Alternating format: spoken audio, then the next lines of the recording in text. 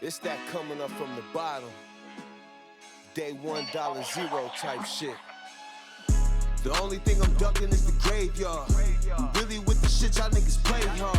I made it to a boss, I'm selling 8 balls. I came up from nothing, I could never take a day yard. The only thing I'm ducking is the graveyard. Really with the shit y'all niggas play hard. I made it to a boss, I'm selling 8 balls. I came up from nothing, I could never take a day yard. Turn your baby mama crib into a stash spot. What's up, bro? Just let it play for a minute. Hieroglyphics and Black Jesus was my backdrop. My daddy was a player in the 80s selling crack rock. Used to push the rock, I got a mean handle. Had them fiends hitting balls like Mickey Mantle. Forever living by the code, death before the sauna. I'd rather die before I tell, I put that on my mama. Nigga, I could never chill, I'm really on shit. There we Little go. Nigga, watch your mouth, don't get your dome Hold on a licked. minute. Broke niggas pillow talking, that's that whole shit. While me and Ted Pillow about talking. this paper That's we that don't hoe get. shit. The only thing I'm ducking is the That's my graveyard. favorite part. I've been waiting for that, man. Shout out to Hash. We appreciate you, dude, Hash. man. If you guys couldn't tell, we were being pretty blatant about it. But there's a new intro song. We had a Long Cut on here for the past couple of years. Super good dudes. We've got a really good friend of ours as well, Hash, who's With the $sign. Yep, who does he's a lyrical artist and made a intro for us, man, specific to Day $1 super cool. Super relatable. You know, with the man from the N-words to the Black Jesus, it just reminds me of my childhood. Probably more hitting bombs like Mickey Mantle. Man, I related to more in that song than I thought I would, than I cared to admit. Well, I told Hash, we were talking about it, and I told him, I said, hey, man, just keep it that gangster shit, man. Like, that's kind of like what we like, and don't need any pop culture, you know, like that's for sure. And no, he had fun with it. Obviously, not all of it pertains to us, but I wanted it to be him, too. I didn't want it to be, you know, just us. Like, I want to give him a shout out, and I wanted it to be, you know, for him, too. But, like, the Mickey Mantle part, super cool. Yeah, and yeah. Death Before Dishonor type stuff. Yep. Things like that definitely ring a bell. And it's just, man, just who doesn't want to be a gangster? Well, dude, and I like just the whole Day $1 thing from the get-go. Yeah. That's one of the whole reasons we called this podcast what it is because everyone can relate to that. Everyone's Maybe. got that Day $1 shit. I heard a quote from Harbaugh, I guess it's the head coach for Michigan football, who said some people were born on third base but think they hit a triple. Yep. And I was like, yeah. So maybe people can't relate to it. I don't know. But everyone has their Day $1, whatever that is. Maybe it Sure. is third base, but it Sure. might be their Day $1. or what we assume, Right. Because ours is harder. But either way, it's literal form. It's like we talked about it. We've talked about it several times of just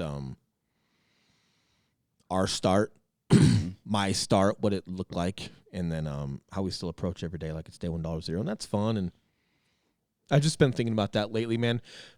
That's what we're gonna get into today. We've had a lot of people reaching out, even more than normal. We have a lot of people that want to like really start cranking up their business and certain things, and hey, there's smoke and mirrors with that too, man. Just like when people are around or want to get committed or be the quote unquote, if you guys can't see my air quote value add,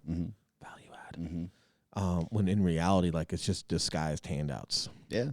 There's not the intention to put the work in or to improvise. It's more so of like talking a good game to see what they can get out of it. Masking handout of like, if they can get around us, hey, maybe we'll throw them some deals. I got you. maybe Masking a handout like they're asking for a handout without in the disguise in the form of of bringing like value. bringing value, or like, yeah, man, like just stuff like that. And I'm so against it because well,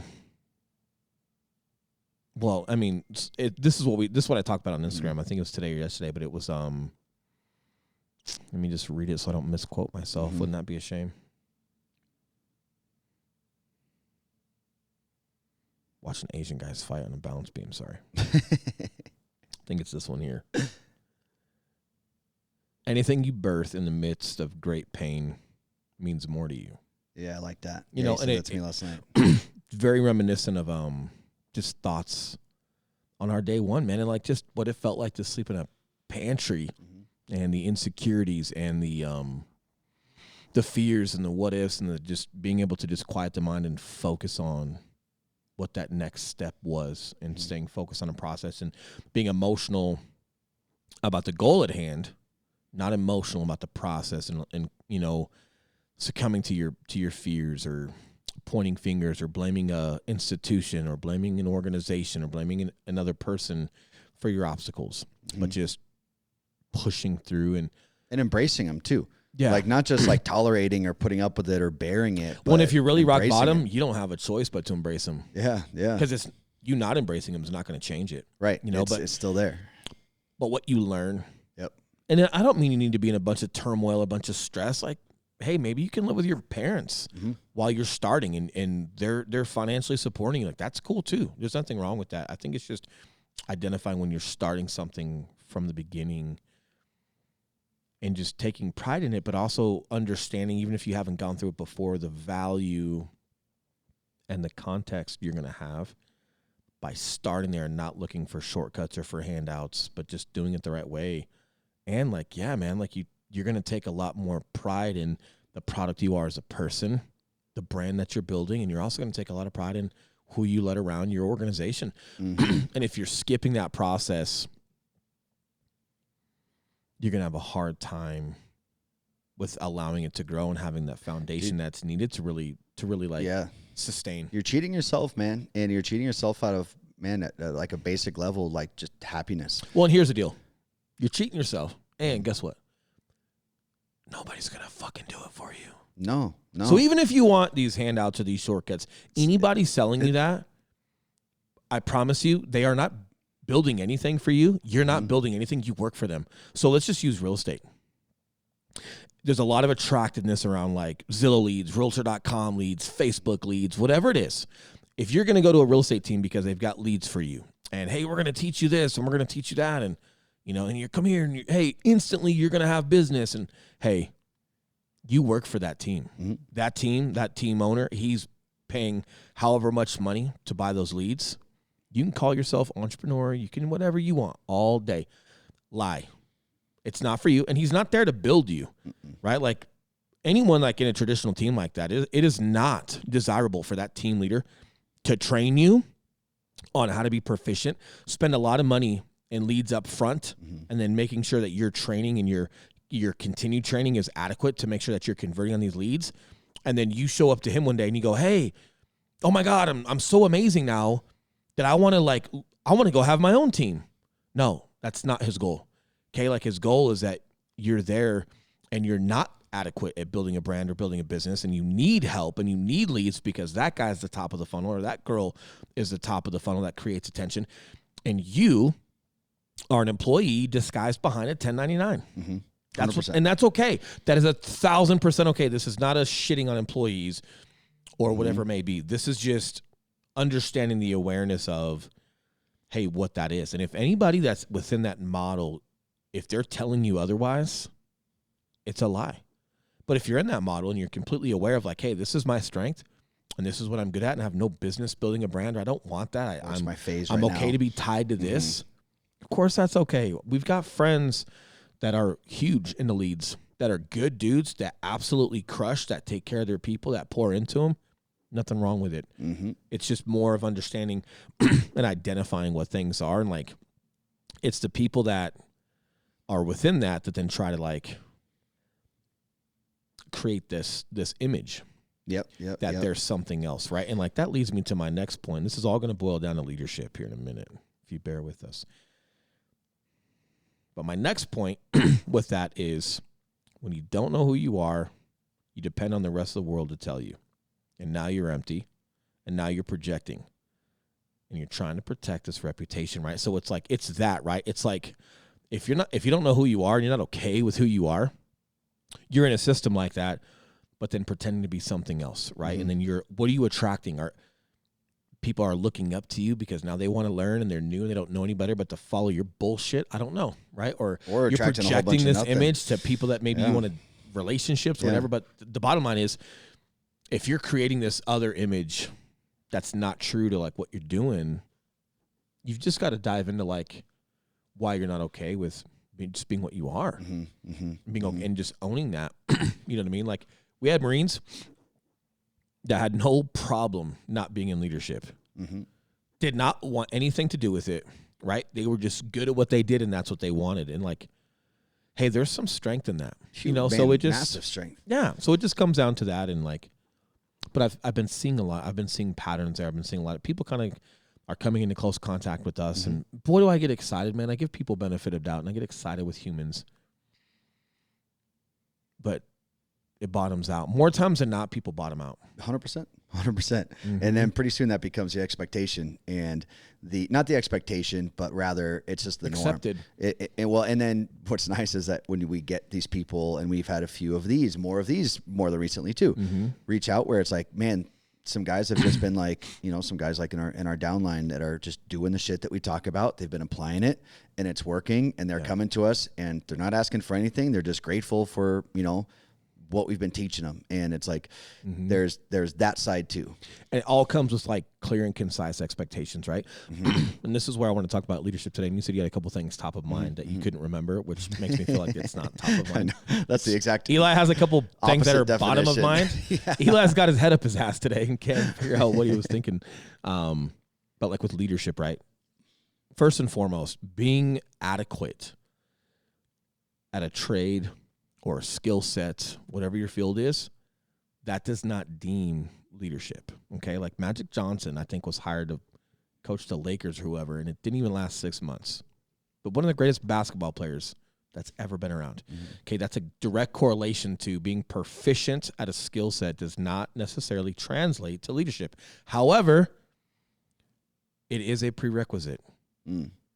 So no, you can't, like in my opinion, this is my opinion, maybe somewhere, you know, I understand talent. You don't need to be Michael Jordan talent to coach basketball.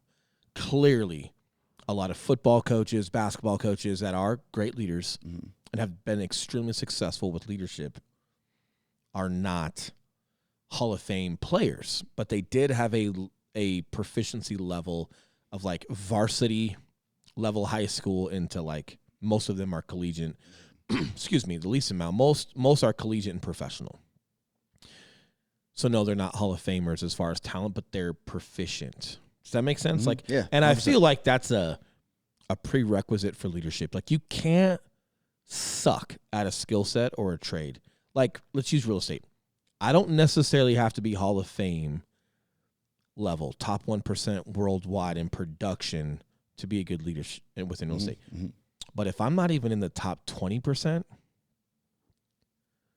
I don't think you have any business like leading anything, because I don't think you have enough context of what actually worked and didn't work, and everything you're going to try to teach people is hypothetical, right? In regards to that business, correct? Yeah. Yeah. So I do feel like, hey, just because you're great at something doesn't mean you're going to be a leader. But being adequate or being great, not Hall of Fame, being great, I feel is a prerequisite, not only for like your ability to have context and to speak to the craft in addition to the leadership style, or in addition to leadership. I also think it commands respect from people that you're leading, like it or not. Like, for example, another example, if you're a fat personal trainer, it doesn't matter how much you know and how proficient you are at structuring people's body position and making sure that they're isolating and all of that stuff. If you aren't adequate with your own discipline and your own physique, even if people don't mention it to you, there's zero respect there. That's the best analogy for it. Right? Well, and sometimes, like, the reason why I use fitness, or we talk about fitness, because it's a physical vehicle. Yeah. It's a direct representation that it's like, it's literally tangible. You could grab that dude's fat ass gut and go, oh yeah. Why would I listen to this guy? Like, are you sure what you're telling me is working? Because if it's supposed to work, why aren't you doing it? Right. And okay, maybe it does work, but you don't do it. So then why are you talking to me about discipline if you don't have it in yourself? Right. So like, those are some things that I've been thinking about a lot. And, and it's twofold. Like, my biggest thing that I'm noticing is there's a lot of attention with personal branding and within our community as far as like gaining attention. There's not much attention about being a subject matter expert or a professional at your craft. There's not enough around that. And like, people are so busy wanting to get more business and get more attention. They're not focused on, hey, what about doing a great job? I think that's a big thing. And then I'm sure you have some comments to that, and we'll kind of bleed into leadership and like what I think creates a great leader. We'll kind of dive into that. But man, I'm always so curious as to like the why behind these things and like why. And Money. I was thinking of like, no, like deeper than that. I mean, like chemically, like in your head, like what are you protecting yourself? Like what is it about yourself that is making you feel the need to put on this facade versus just, you know, being yourself? And how is that playing into like, is this really this like image you have in your head of yourself and you're trying to fill this image? Or is it just truly like fear and insecurity and all these other like negative things that you're just putting this blanket over? Yeah, it could be that, or maybe you're young enough, or maybe you're not young, but you're inexperienced enough to where you're like, you don't necessarily know quite who you are, which I think is super honest. I'm sure like as I was growing and maturing, I didn't always know who I was. And like, yeah, there's a natural disposition to want to fit in. But I think what you've got to do is you've just got to be self-aware of like, as you're fitting into an industry, as you're fitting into a circle of friends, as you're fitting into stuff, pay attention to how you feel. Right? And if something doesn't feel right, or if something doesn't feel like you agree, that's where you just got to have enough self-awareness to just be okay to disagree with it, or be okay to not participate in it, right? Like, you know, like when you're wanting to fit in with Marines, but you're not a big drinker. So are you going to go force yourself to go out on the weekend and drink and just become a drunken stupor and hungover for 2-3 days because you're just not good at recovering from alcohol? And like some of these dudes can run it off Monday morning and they're fine, but you're not. No, that's probably not the best idea. Okay, so you're gonna go extreme opposite, and then you just don't go hang out with anyone at all, and you just go work out or watch a movie or be weird. Maybe that's not the right answer either. But what about just going out with everyone and not succumbing to like peer pressure, if there's any of that, and just like have a couple of drinks throughout the night, and every time you have a beer, you have 2 glasses of water before you have another beer, and you just pace yourself. But you can still go out, and like if someone's like, "Oh, come on, fucking drink more," you're like, "Oh, come on, shut the fuck up, bro. I'm not." Like, and just, no, I don't need more. I'm good. Like, but you can still hang out amongst your peers, and like I promise you, you'll get more respect for that, you know? Yeah. And then it's the same thing in like real estate. You know, like first getting into real estate, I'm sure you can relate too. Like everyone's talking about leads, and everyone's talking about, hey, you gotta make this many phone calls. And I don't know why my mockery voice always leads to like douchebag from Sausage Party. Every time I'm talking about an industry or a circle or a notional person that I'm giving an example of, they have to talk like douchebag. We all from know Sausage that person. Party. Yeah. Come on, bro. You know, and it's like, hey, but maybe you don't like cold calling, or maybe it's like, okay, put your emotion to the side, still crank through, but literally maybe it like makes you want to vomit, or it's not your thing. Or if it's like, hey, I understand that there's some conversion there, and for every 100 calls that I make, one person, et cetera, et cetera. But hey, that's just not how, man, I don't want to call people when they're eating dinner and interrupt them with, hey, I saw you looking on Zillow, or whatever, man. Like, or they, you know, like, and I'm not trying to trash leads, right? They fucking work, and there's a way to do it, and it's awesome. But like, maybe that's just not how you want to build your business. Maybe you want to do more, you know, client attraction where you're putting content out there. Yeah. So it's like, hey, if you don't want to do that, that's fine. But what are you going to do? But the bottom line is like, whether it's a circle of people, or if it's an industry where it's not necessarily one person, it's just there's a way to go about things. And like, hey, just having the strength and the self-awareness to go, hey, that's not for me. Like, I know I'm not going to do that. And if I try to force myself to do it, I'm not going to do it to the high enough level to make it successful. Hey, there's a different way to do this, and I've just got to find what I'm passionate about and how I want to build my business, and then do that and just being okay with it. So I think when you're early on with finding yourself per se, or you found yourself, but you're getting into a new industry, you don't, you know, like for me, dude, like I wore a suit and tie.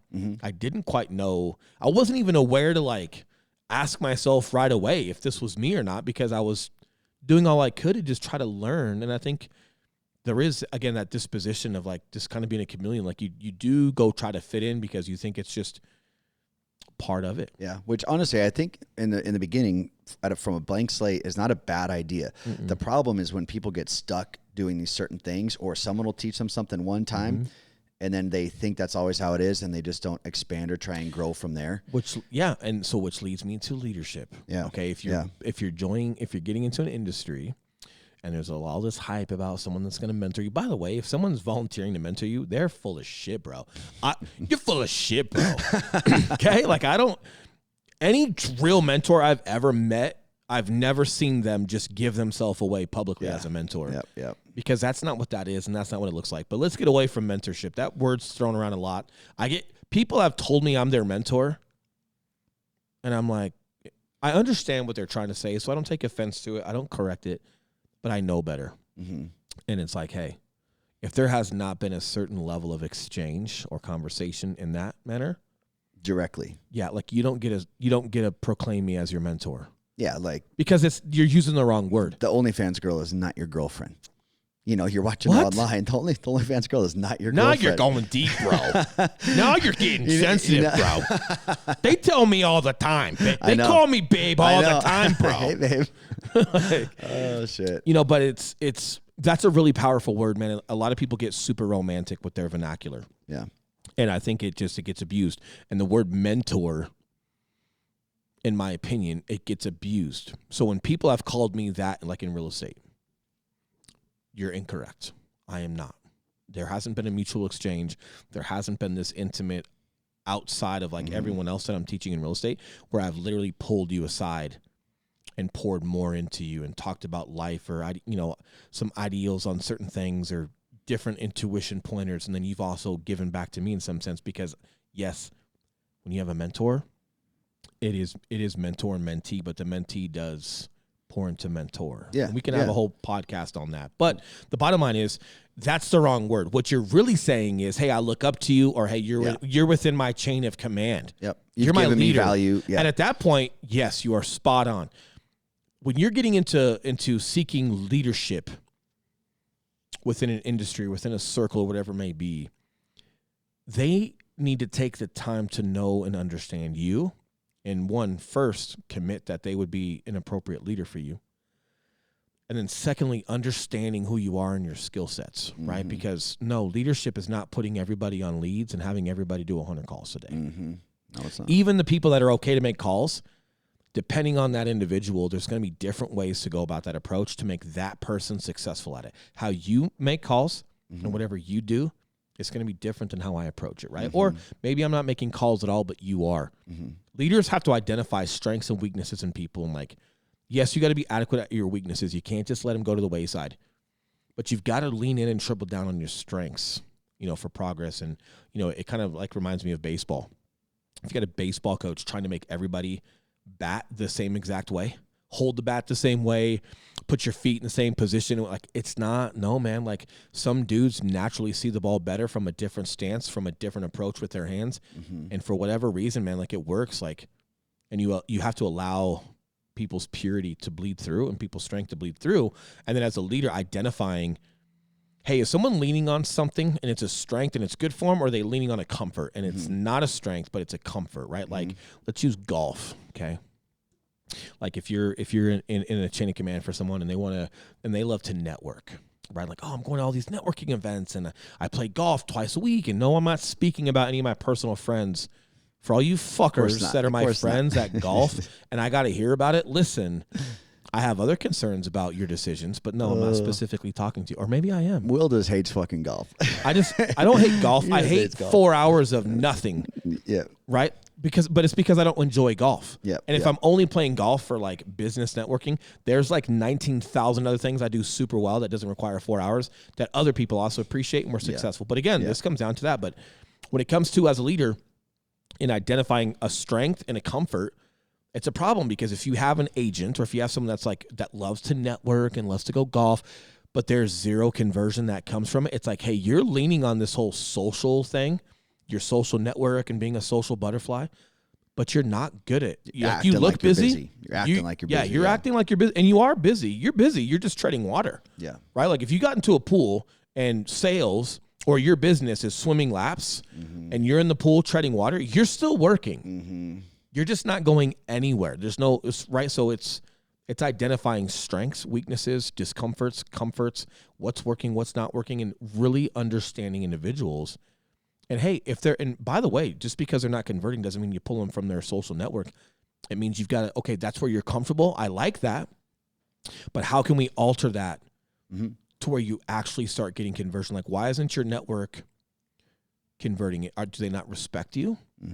Right? Like, do you come from a different background and they just don't respect you as a realtor yet? Are you having intentional conversations that would create conversion in the first place? Like, hey, where are we going wrong with that? And that's me getting involved, or that's your leader getting involved with things like that, right? So that's what's most important, man, when it comes to leadership is that but that, like, if you're not proficient at a skill set, how are you going to have the intuition to dive in and run a diagnostic on someone's skill sets and comforts and fears and discomforts and overall just work ethic to even ask the right questions in the first place? Man, and even if you're in a leadership position, okay, if you're, or you've put yourself in a leadership position and you're not asking those questions,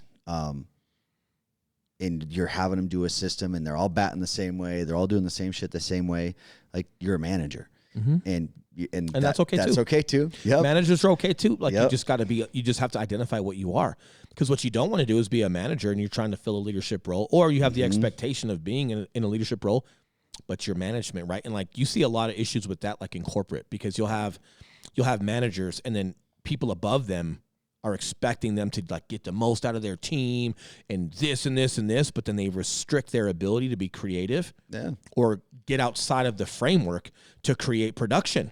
It's like, no, you're a leader and I'm expecting all of this from you, but you have to just do this right here with this people, with this budget, with these ideas, with that, right? Like, and it's like, well, you're not promoting leadership. Like, so from the chain of command, right, from the top down, that's just misrepresented. And like, all it's creating is a bunch of stress, because if you have someone in that management / leadership role that cares, but they're restricted, you are gonna burn that person the fuck out. And I think part of it too, man, why people struggle with that is because I think sometimes when people get that leadership position, the ego or what they perceive as like this additional layer of like, oh, I'm a leader now, comes along with it. It can, right? I'm talking about, like, let's just keep like with corporate examples, right? And it's like, oh, I'm this like leader now, and they start acting different and changing the way that they interact with people. And like what you were just talking about, like, man, maybe someone is great at doing something in this different lane. If they're good in a lane where you're not necessarily good, or it's out of your system that you're used to doing, that's a huge hit to the ego. And then you're telling someone to stop doing shit that's working for them when it's like, hey, no, like. And this is why it's so important to be proficient at whatever craft you're going to lead. Because you got to know it. Because when you get into leadership, you have a completely new lane that you've got to learn, right? Like, leading people is not the same as just doing it yourself, right? Teaching, for all the parents out there, teaching your kid math and just doing their homework for them, it's not the same thing, right? Like, that's literally one of the most basic form examples of leadership. Like, if I've got to influence my kid and say things to them 9 different ways, or 19 different ways to figure out what they respond to or what makes sense to them, so I can elaborate and explain, which creates influence and change in them, which allows a proficient process to come through their brain onto the paper, versus me just doing their long division for them. It's not the same thing. But if I am not proficient at long division myself, how am I even going to understand fundamentally what we're talking about in order to pour into you in several different ways to pay attention to how you receive content? If I don't even understand what we're talking about, I'm more heightened about trying to make sure whatever I say is accurate. I'm not paying attention to you as an individual with how you respond to training, right? Police force, same thing. If a cop on the street is an FTO, a field training officer, if he is not great at that job, he's going to be paying attention on the street more to the job and not fucking it up, not how you're responding as a new officer and what you're good at, what you're not good at, how you respond, how you understand. And he's not going to be able to mold and train you because he's too busy trying to figure the job out himself. Yeah. So when you jump into leadership, if you get baptized into it, if it's self-proclaimed per se, like with, entrepreneur world or real estate, everyone wants to be a team leader and all that stuff. Like, regardless of what it is, being a professional at whatever standard or whatever lane that you're speaking to cannot be more important, man, because now you're going to get into this lane of people and influence. And it's important, man. Like, and we saw the opposite, like in the Marine Corps. If you want to humble someone, put him in leadership. If you have a guy who's like really good at something, but like questions authority, and because he can't, like, he's not a team leader, he's not a squad leader, so he doesn't see the whole picture. So he wants things done, he thinks it should be this way or that way, but he doesn't see the bigger picture as into why. Yeah, I see what you're saying there, kid, but these other 4 things, Yeah. And you'll explain it to them once or twice, but then if they keep wanting to go down that road, one of the best things you can do is just, cool. Hey, man, I appreciate your ambition. I appreciate your eagerness to want to create change. And hey, so here's the deal. You're now third team leader. Mm-hmm. You're in charge of that team. So your team leader is going to go over here to second team. Okay. Shit. And then we're going to take a guy from second team and put him over here. And then you're going to lead your third team leader now. Mm-hmm. And here's what your expectations are. And you're going to have the freedom to express yourself and expect it different, and express yourself as far as like coming up with some ideas, whatever. And like the responsibility of the job humbles you. I bet it does. And now everybody's watching you be full of shit or inadequate. Yep. So your confidence, right? It's like, it's the same thing, dude. Let me give you a great example. Every dude watching a UFC fight during the fight, Mm-hmm. or watching a football game, like, oh, why'd you throw it there? You should have, if you'd have thrown it over here, he was wide open and he'd have scored a touchdown. Or when you're watching UFC, kick him. Yep. Oh, dude, when he shot, why didn't you defend it and just do that? Like, hey, hold on, audience member. Listen, put your beer down, because believe it or not, hey, Dana White just paused the fight. And they're actually going to let you go in there and fight. Yep. You can. So this guy here is going to sit down because he's not doing what you think he should do. So he's going to sit down and take a break. You're going to go in for him, and then you're going to execute Yep.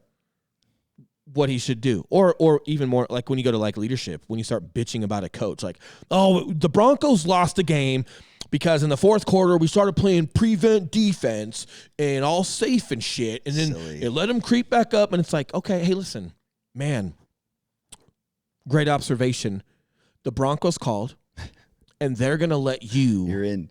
Right, because they keep thinking like prevent defense. It's like, hey, it's cover 2. Shut the fuck up. Secondly, it's not just that team playing safe, quote unquote. You have another team now with nothing to lose, playing dangerous, going all out, running 2-minute drills the entire fourth quarter, going for bigger, like, it's their changed behavior that has an effect on it as well. Just like when dudes can be winning a fight for 4 rounds, that 5th round comes around.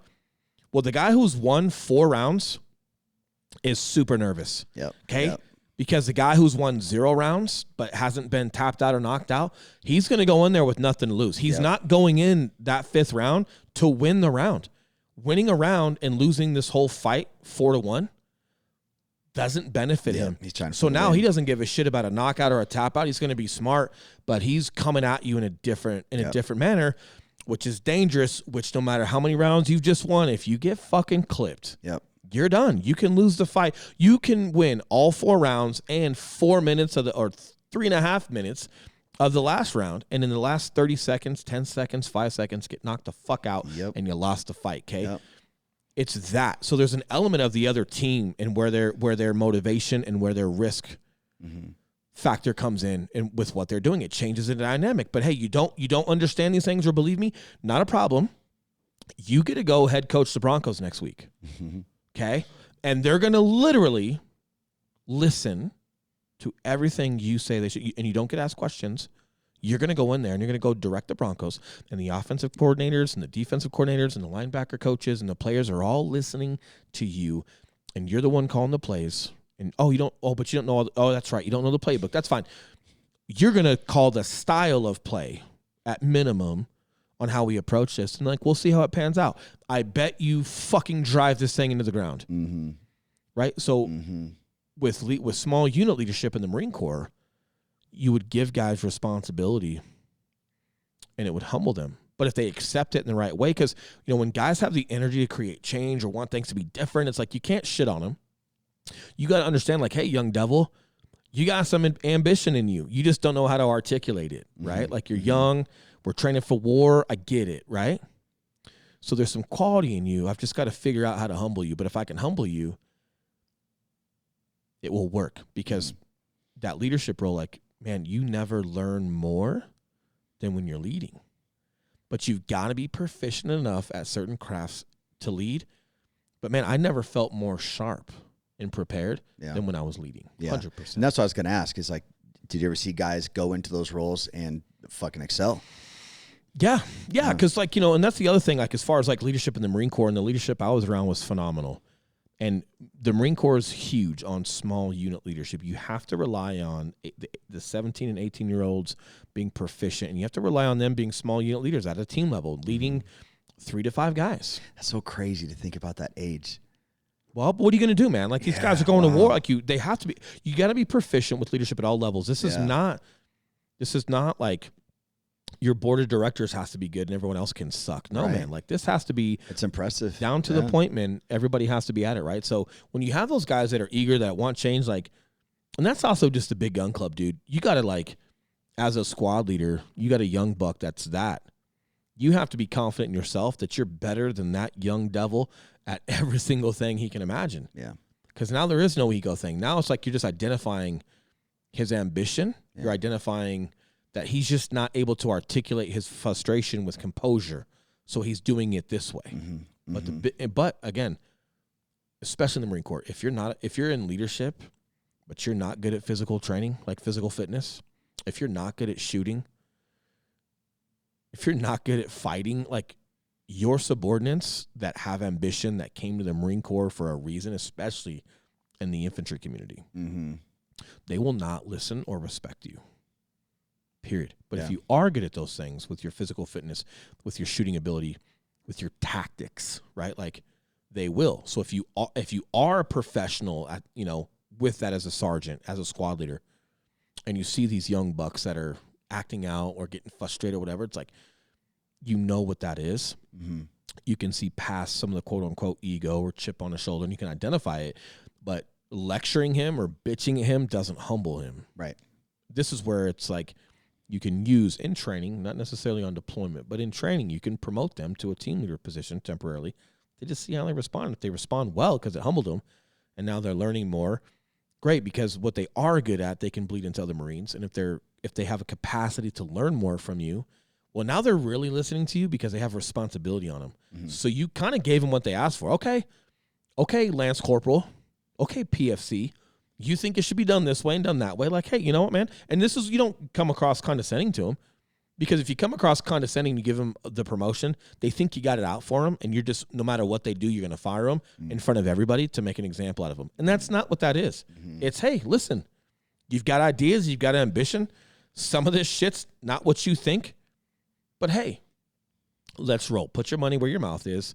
You're going to be this now, but you've got to set them up for success. Now they're in team leader meetings now. Mm-hmm. They're in those briefings, and like you got to give them the tools to be successful, and then it's going to be on them to be successful. But when they really identify what you're giving them, yeah, dude, they'll shut the fuck up and they'll listen and they'll apply it, and they're going to gain more context. But I would much rather have someone like that I kind of have to pull back a little bit and give them some composure than someone that I got to kick in the ass all the time to get going. Yeah, can't. So you just got to, but again, dude, this is leadership. Like, you might think that guy is toxic, right, and you might want to rid him of the squad, and he's a fucking troublemaker and whatever. Maybe you're insecure because he's a better shooter than you are. Yep. That's that ego I was talking about. Maybe he runs his 3 mile faster than you do. Maybe he does his combat fitness test better than you do. Maybe this kid's got something in him that you don't, but because you've got rank, you're thinking that he's toxic, or you're expressing that he's toxic, when in reality, it's like, yeah, man, he's got some behaviors that aren't best, but like, we're war fighters. Mm-hmm. What did you expect? Right? Like, what did you expect to be in this organization in the first place? And if you're confident with your abilities as a leader, maybe he is a better shot than you. Mm-hmm. You're still a great shot, but maybe he's better. But if you're confident in your ability as a leader, you will know how to deploy him in your squad. You'll know how to use him to the best ability. Yeah, right? And I was going to say, like, give him more. I imagine a major part of leadership is being able to look at a toolbox and seeing, like, okay, this person's a wrench, this person's a hammer, this person's a screwdriver. Yep. Versus some people might just be looking at everything like a fucking hammer and nail. And you just got to be confident in your ability, man. Yeah. Because how many guys, man, like, got a DUI or, like, got in a couple fights at a bar, and then the command staff wants to just throw the kitchen sink at them on their first offense. Mm. And now this dude that really is good got hammered on his first offense. Mm. And now he's just like disheartened at the entire organization and doesn't want to help or do anything for anyone. And it's like, dude, you're taking a guy out of the fight that's actually good. And it's like, hey, I mean, we're Marines. Yeah. Like the dude got in a fight at a bar. Like, okay, Yeah. all right, hey, oh, cool, okay, whatever. Well, and if you try and use man. a hammer to drive a fucking screw, it's just not going to work. But if he's got great skill set, and he just doesn't. He lacks composure, or he's acting out, or he's lacking maturity. Mm-hmm. If you give him responsibility, and others are counting on him, it's a different perspective. Mm-hmm. It's a different level of responsibility, and it changes things. But again, leading back to my point, man, you're not going to have the intuition as a leader with that unless you've been super proficient with those folks, and you've got the history of like it being passed down between great leadership, right? And I think that's one thing that like the Marine Corps does very well. And that's what I've been gifted. And this is why we've been hitting so hard on it in real estate, man, because it's like we do have people that are great at the craft per se, but they're shitty leaders. And that's the people business, okay? Like when you get into leadership, that's now your major with an emphasis in real estate. When you were a practitioner, everything was real estate. Yeah. Okay, like when you're a basketball player, when you're Michael Jordan playing basketball, your job is basketball. Yeah. Right? Now there's some leadership roles as far as being a captain on the team. But once you get into like just the leadership side of it, it's like, no, man, you're in the business of people now with an emphasis on basketball. And like, there's just not enough spoken about it. And man, I don't know where to tell you to go. I guess you can come to us or you can go to the Marine Corps. But the bottom line is just put in time. Well, and there's also just self-awareness of that. I do think, people like the one of the most popular questions is, are leaders born or are they built? And I think it's both. I think you have some people that, are born leaders, but they still have to become subject matter experts in their craft before they can ever lead. Because a lot of the born leaders can also be pompous and control freaks. And I saw them as cops, right? Like there's a lot of great things that they were doing, but there's also some things that were not so good for other reasons, right? But all under the umbrella of influence. Whether you're toxic with that or not, like that's a different discussion. But I also think there's some folks that are, you can call them introvert. You can say that they are humble or they lack self-confidence or whatever it is, whatever you want to say. But like they're really good at what they do, but they never even really thought of leadership. But hey, if they're proficient at a craft and they're fundamentally sound, you can start teaching them leadership roles. And are they going to be a great leader? You're going to find out. Some become great, dude, and then some it's just not for them because they're just way better at just doing it, not leading it. But either way, I've seen guys that just seem like they had the natural ability to lead do great, and I've also seen guys that never thought in a million years they would be in a leadership role do great. Yeah, but it boils down to being proficient in your lanes, and then either already having the confidence or gaining the confidence as a leader. And that all comes through time, and it comes through putting yourself around the right people that will mold you into a leader. If you don't have that, I don't know how. I honestly, I think leadership, man, is like one of the last things that's passed down Native American style. You know what I mean? Like, it's not just about the book you can read or whatever science says about leadership. It's like, you literally have to be influenced from the generation of the people just in front of you that got it from them. Like, imagine like the Marine Corps, man. We talk about Captain Sean Tosh. We talk about Adam Sacchetti. He was one of my commanders as well. And the list goes on and on. Who did they learn from? Right. Like, they've talked about their mentors. And I'm talking real mentors. Like, these guys had mentors as in, like, yes, these officers were in their chain of command, but they also had a personal relationship with them. And there was mentorship going on. But if you look at just Marine Corps history, I speak about guys that were just ahead of me that poured into me. And then those guys speak about who was in front of them, And it goes back that lineage will go all the way back, dude, to America's existence, to war. I mean, and it's like, wow. And that's how great leaders have been developed. It's not just about the framework or reading a book or listening to a podcast. It's about the constant influence and intuition from the person ahead of you being able to influence you in real time until you do have enough context and experience and your own personal intuition as a leader, and you've developed your own style as a leader to where now I don't see Sacchetti or Tosh every day, but I also don't need to I'm almost to a point where I can disagree with them and be right in my own right Yep. on how I think something should be developed or confident, someone should be corrected. Be confident in your decision. And I could go toe to toe with them in Yeah. my opinion. Yeah. Right. And I don't mean like in any like on a battlefield. I just mean like in general. Yeah. In general, as far as like where I have found my niche. Someday my son's going to tell me, no, Dad, this is how I see it. Your son's going to say it. My son's going to get halfway through that sentence. And I'm No. going to say, and I was like, yes, so that's called dictatorship. When you're out of this fucking house, you can say what you want.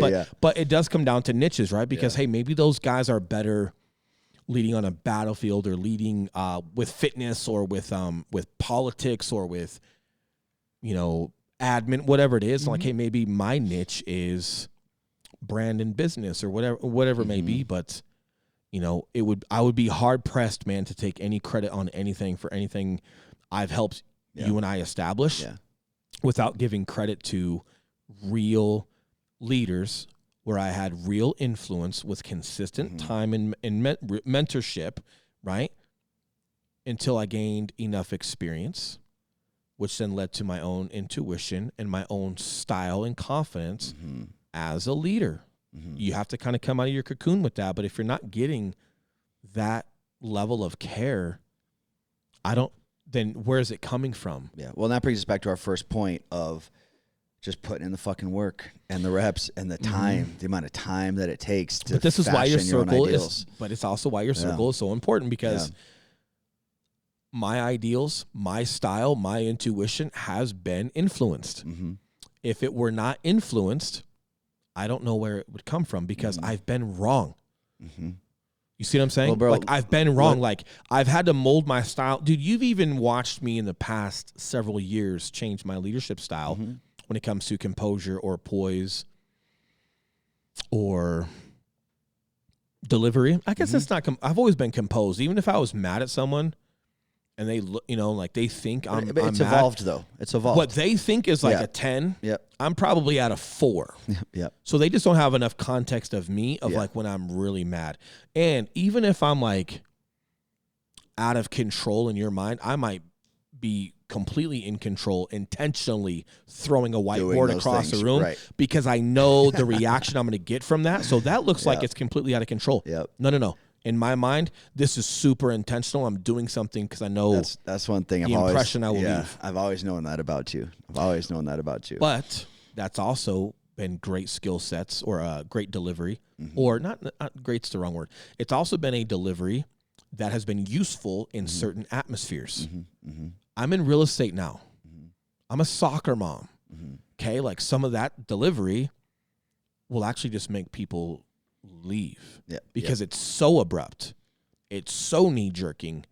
It can be off-putting and scary or discomforting. By the way, I've never thrown a whiteboard. Yeah, no, I was about to say that. Right, but you see what I'm saying? But so you've even seen me create a different delivery that I've had to practice within real estate, right? And like, okay, but then how was I self-aware enough to, one, identify that, and then two, practice it?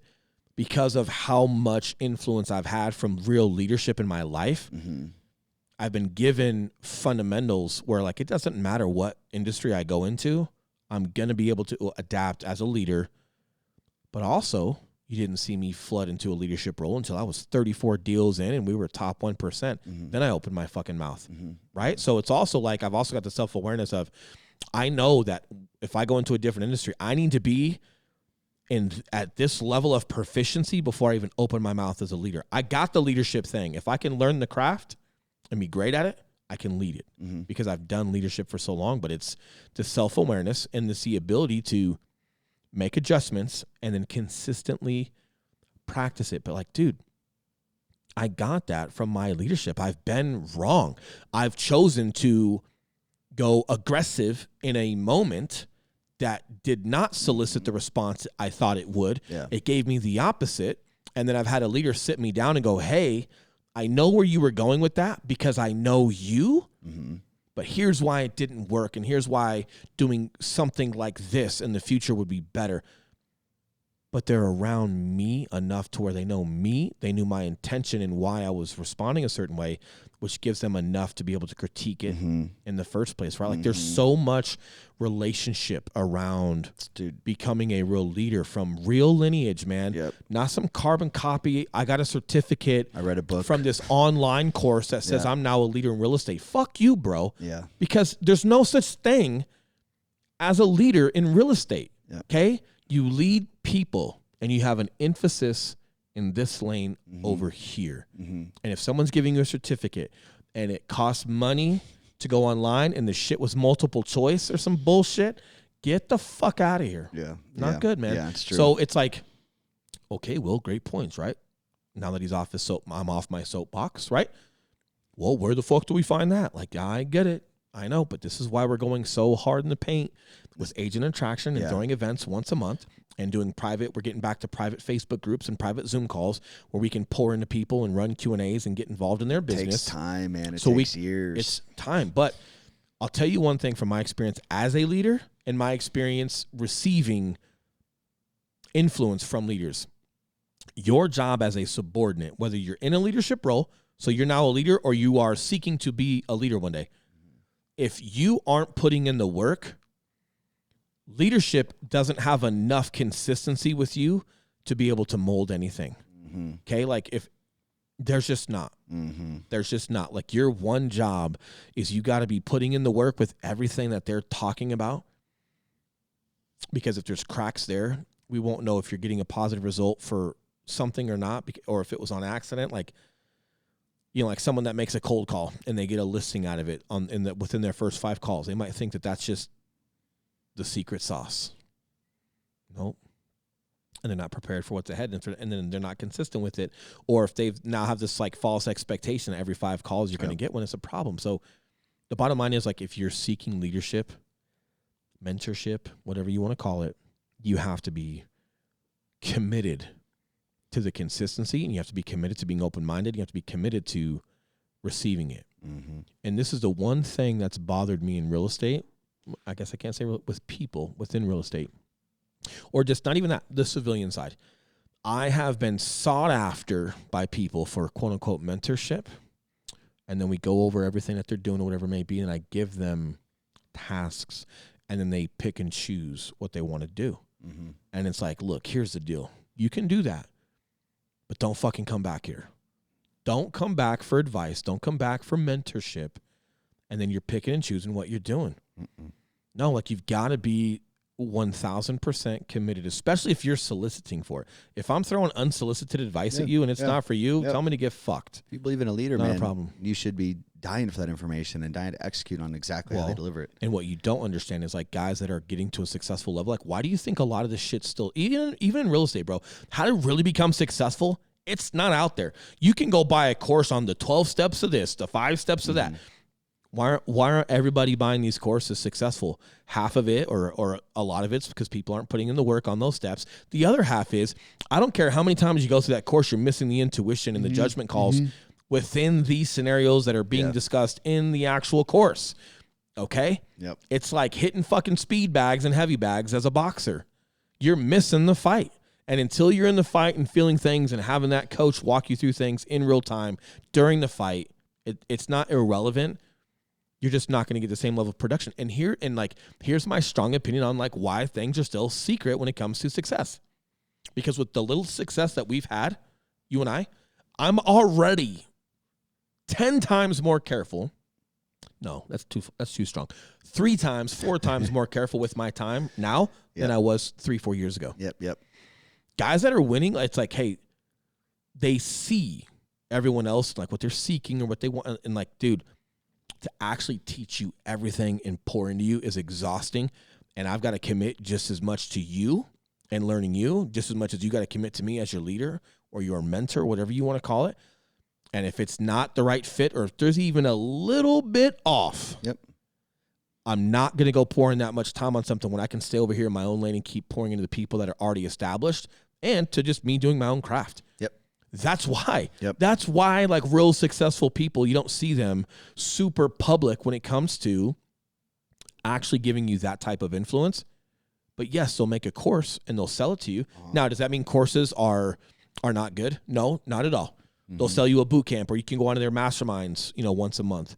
Does that mean those are all hogwash? No, those are filters. If you can take their course, if you can sit down in their mastermind, if you can join their downline, and you can take what they're teaching and create enough success out of that. Yeah, a certain level. Now they see you're committed. Now they see you actually have a talent for it. Now they see you're going to stick around and be consistent. Now there's a lot more green flags in red that you're worth the time of actual mentorship / leadership. Yep. And now they're willing to take you to the next level. But if you're not getting that personal whatever time with those people, one, you shouldn't expect it. Two, they're smarter than you. Yep, you're not ready for it. You're Yeah, not you're not ready for it. They're smarter than you. Yep.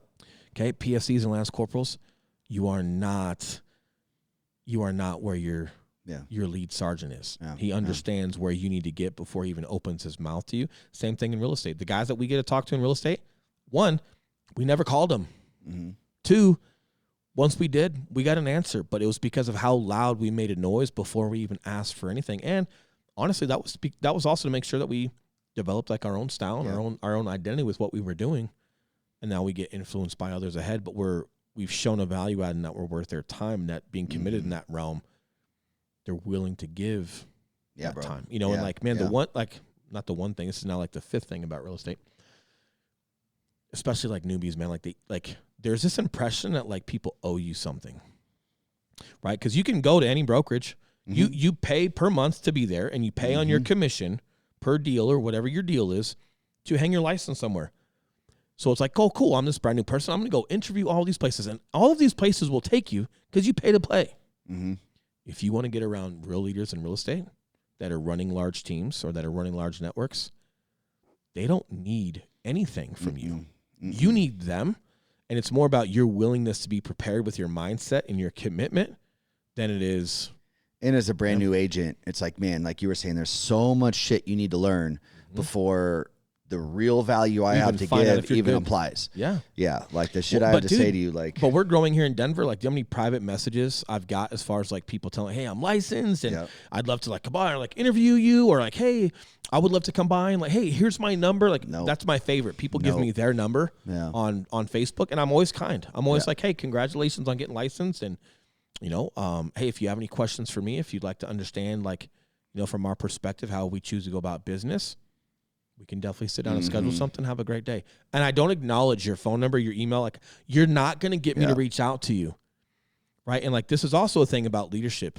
I'm not going to establish this role of me pandering to you or me chasing you or me catering anything to you when I understand, one, we're already this successful. We've already got this much commitment to everyone else that we're helping. Yeah. You have to show a level of value add before I even open that door, because hey, and being a part of us, like, hey, you're a part of a team here. Like, you have to contribute just as much as anyone else. And hey, I don't expect you to contribute in the same way that I'm going to contribute to you. You're new at this, but you can contribute your time.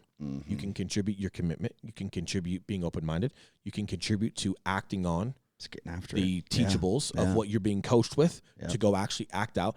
And if you're not in that mindset, especially in the civilian sector, it's really hard for me to get you there. But you can come to our events. You can come to things that we're doing, because through events and through us doing things on social media, we can start, even on this podcast, we can start introducing that mindset to you. Yep. And if there's a mindset shift there, good for you, because this is honestly how you start getting around the real successful people. Gary Vee talks about it. He had people that were doing like his videography and his editing that were working for free, bro. Yeah, fuck yeah, dude. They were working for free just for an opportunity. Yeah. And he's like, hey, I don't expect everybody to do that. Everyone's situations are different. And one of the kiddos convinced his parents, like, hey, instead of giving me $100,000 a year for college tuition, I'm only asking for 40. Yeah. Just, can you pay for my 1-bedroom studio and pay for my groceries, because I'm going to go work for this guy for free. Let me go learn. And he did an internship for 4 years, and he got a lead role. But it's like, when you understand the opportunity you have around people that have created a level of success in the industry you want to be in, whether it's the military, whether it's real estate, no matter what it is, they have an extraordinary value add for you. What you have to understand is like, hey, what can I give them? Right. Time, commitment, open-mindedness, coachability, those things. And if you're there with it, you will win. You'll get around the right people and you will win. And if you're not, that's fine.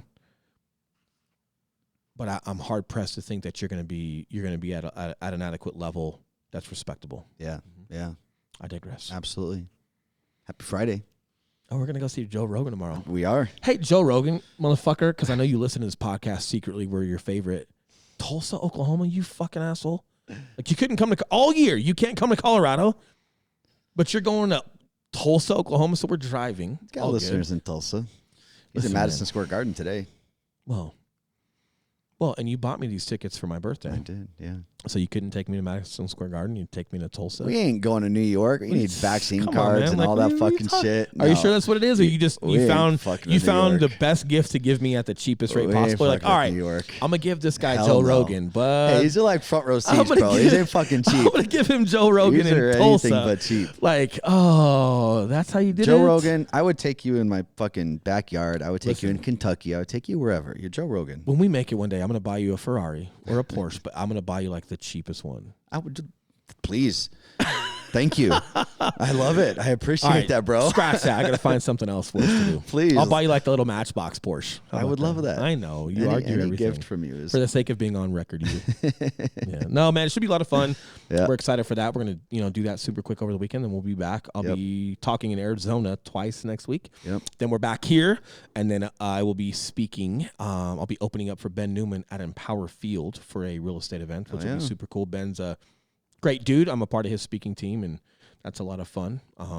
Getting that going, but it should be fun, man. We'll be doing that the 14th at Empower Field, and then after that, man, getting ready for the new year and pushing forward and throwing a ton of events here in Denver at the Pullman, and man, just coaching real estates and developing them, Love getting them in the right mindset for 2022. And we got some consecutive podcasts in. Yeah, We're doing good. We're right doing on, good. right on. All right. We appreciate you guys listening. We Yes, will sir. be here next week, right? Yes, sir. All right. You guys have a great day. Day $1 out. You're so obvious with that. you emphasize it. Hold on, pause your Oh, music. I know. We're So waiting. you can't we're go waiting. like you can't go zero out. Like, see, out comes from like when you're on radio transmissions, Yeah, sure. and it's just Sure. copy out. So But if I were like, Let's hear it. copy that and out, like someone's getting shot at and actually I needs like a that fucking way. radio, but I'm over here like, and we're out of here. Like, Okay, and they're like, they're going to murder me when we get back because I won't get off the radio. I promise, if anyone's just getting very shot, neutral. I will make it much quicker. It's just very like, more succinct. it's just very out. See that? I like it. Let's do it one more time. Bye-bye. Love you. Out. I can never take a day off.